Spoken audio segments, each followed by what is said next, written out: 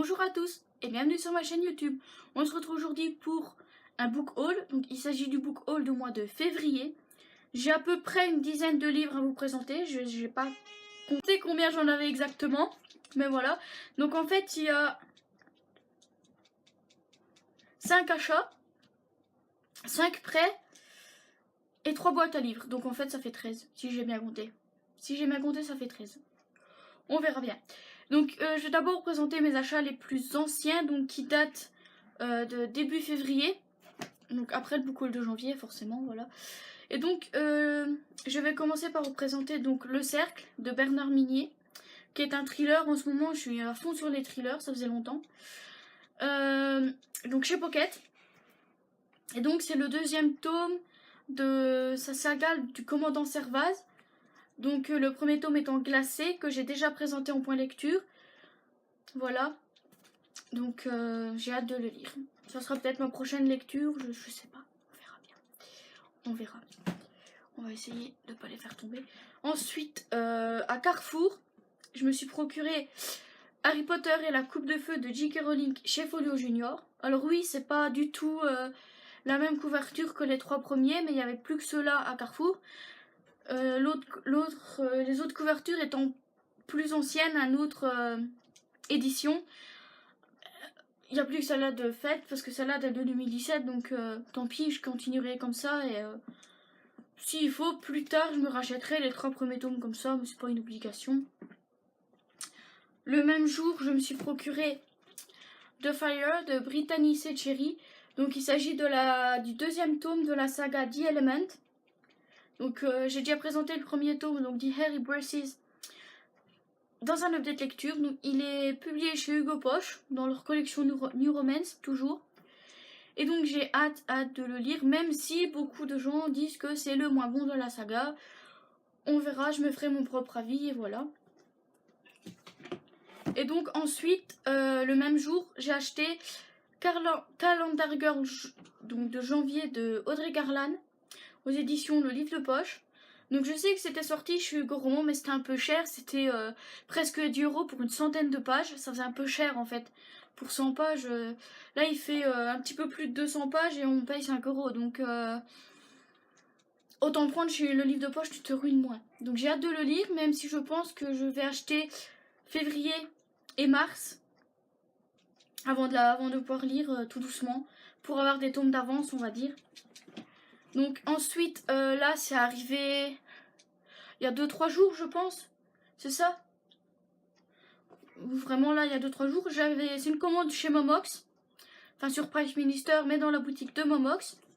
Donc il s'agit donc du tome 4 d'After, je vais y arriver, d'Anatote, donc au livre de poche. Comme j'avais 1, 2 et 5 au livre de poche, j'ai acheté le 4 au livre de poche. Il suffira juste que je rachète le 3 au livre de poche plus tard, c'est pas pressant.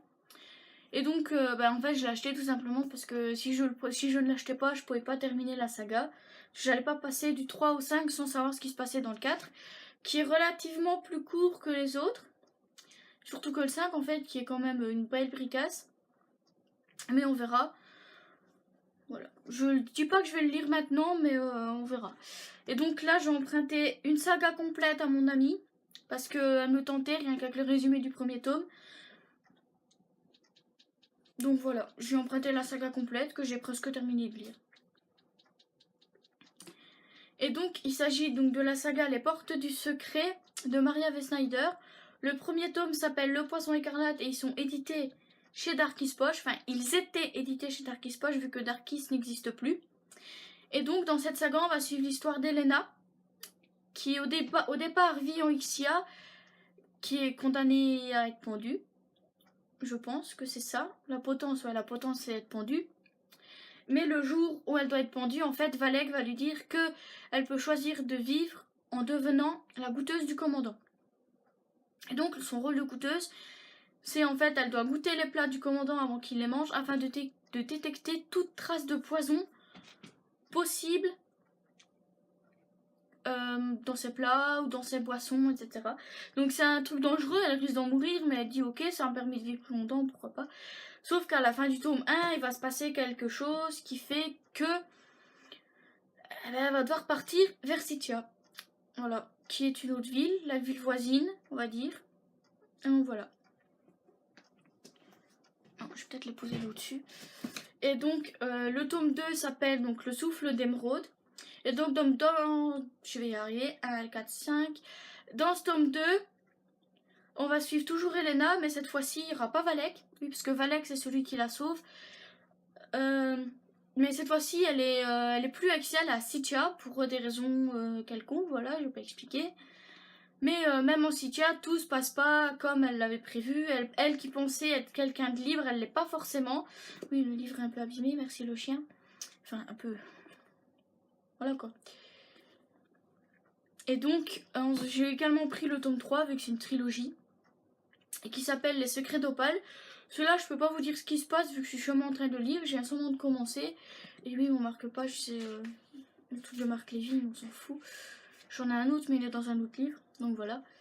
Et donc, j'ai également emprunté 2 livres à ma maman, qui au départ devaient être un diptyque, donc seulement 2 tomes, mais qui se révèle être une trilogie.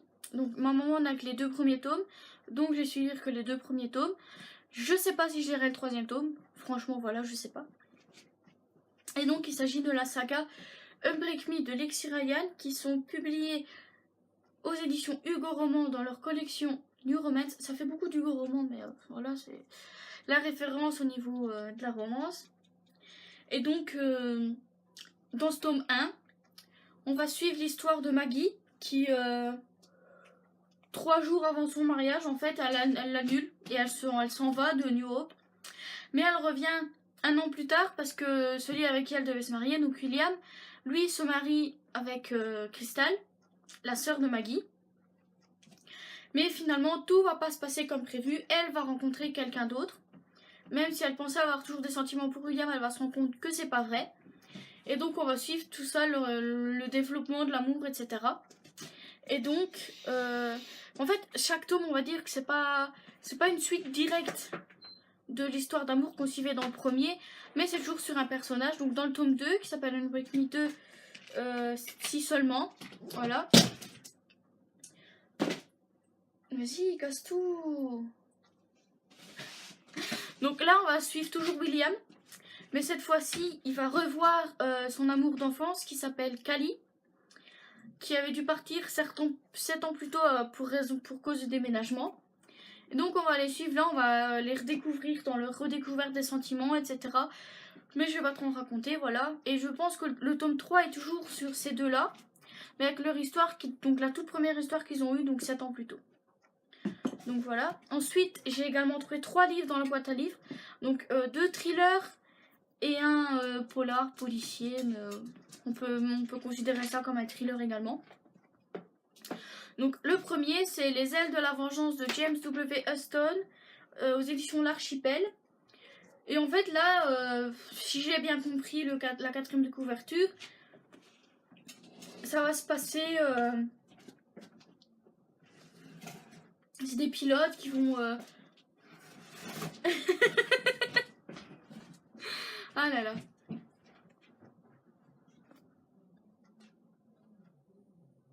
Qui, enfin, je vais vous lire le résumé parce que franchement là... Donc, Sean Woods et Tony Viali, 2 pilotes d'escadrille, croisent en Méditerranée à bord de l'USS George Washington. Lors d'une escale à Naples, Viali tombe sous le charme d'une mystérieuse étrangère. Ensemble, ils décident de se rendre en Israël, mais l'escapade tourne au drame. Le responsable, le Cheikh El-Gabar, chef d'une secte islamiste, Woods compte que les États-Unis mettent sans tarder hors d'état de nuire cet homme et son groupuscule terroriste, mais le Congrès ne peut rien sans l'aval du président, lequel reste étrangement passif. Les services secrets israéliens proposent alors à Woods de laisser libre cours à sa soif de vengeance en intégrant la section F-14 de l'armée hébreu.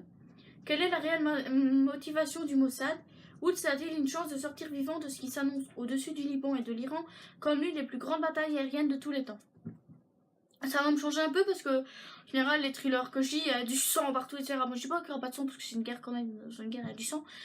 Mais voilà, le résumé me tentait bien. Et puis, franchement, autant le prendre dans la boîte à livres. Même s'il me plaît pas, je peux toujours aller le remettre.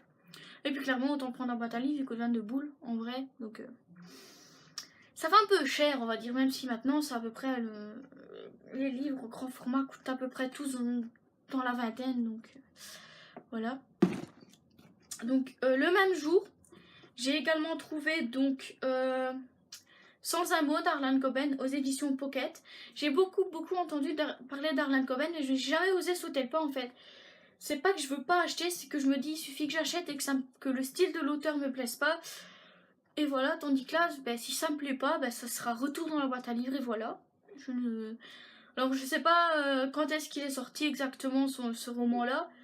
Je sais qu'il y en a un qui est sorti en grand format et qu'après il sort chez Pocket, un peu comme Bernard Minier en fait. Ils sortent en grand format puis ils ressortent après chez Pocket. Et c'est vrai que Pocket sort beaucoup de thrillers, mais moi ça me dérange pas, tant mieux. Et on va dire que j'ai hâte de le lire. Je peux pas... Enfin si en fait.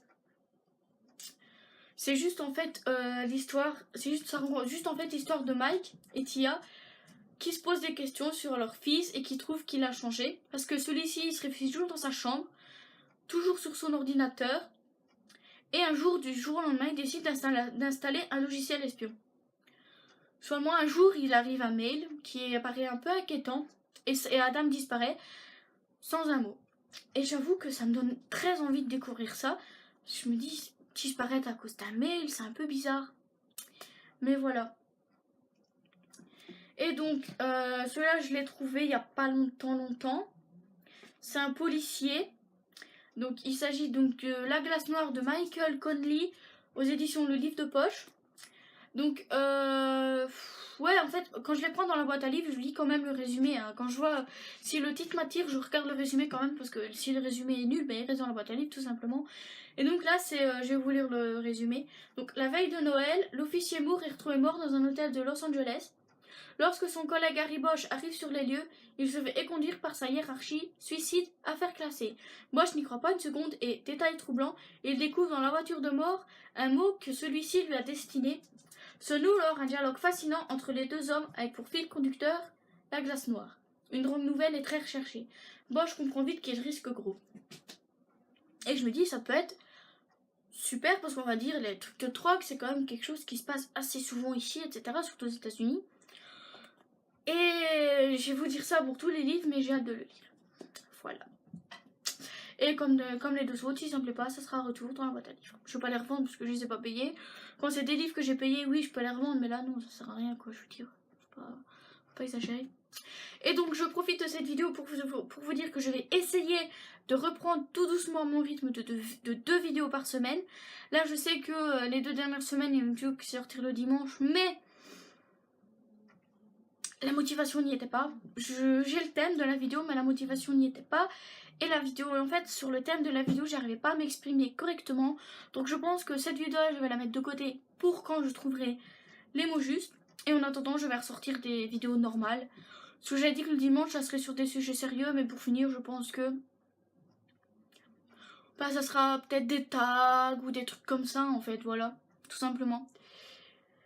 Et donc, moi, je vous dis à la prochaine. N'oubliez pas, vous pouvez me retrouver sur mes réseaux sociaux parce que dedans ça va être dur. Sur mes réseaux sociaux qui se trouvent tous en barre d'infos.